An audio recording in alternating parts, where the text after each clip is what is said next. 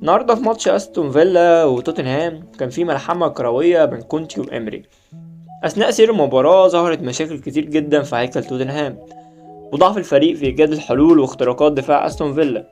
وكونتي بعد الماتش والهزيمة على ملعبه كان زعلان من ملاك النادي وبيهاجم، لأنه شايف إن الفريق محتاج تدعيمات وما يقدرش ينافس على الدوري، وشايف إن هو يبقى موجود في المركز الخامس أو السادس وراضي بده، وعايز 14 أو 15 لعيب في جودة عالية وسوبر عشان يقدر ينافس على الدوري. على الرغم إن توتنهام عنده أصلا لعيبة سوبر وخصوصا في خط الهجوم، يعني أنت عندك لعيبة قدام جامدة جدا جدا وعندها خبرة كمان في الدوري الإنجليزي، عنده كين وسون وريتشارسون ومورا وكولوفسكي وبريزيتش، وعنده في نص الملعب حدث ولا حرج بيسوما اصلا اللي كان حديث البريمير ليج، وروميرو ولونجلي وداير ورا، وعنده بنتنكور ولاريس. يعني انت ممكن ايه تعوزه تاني عشان تقدر تنافس على الدوري؟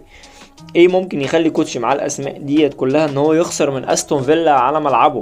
من استون فيلا اصلا الخيارات الهجوميه عند توتنهام اكتر بكتير من استون فيلا او ارسنال مصدر الدوري او نيوكاسل اللي في المركز الثالث او ليفربول حاليا.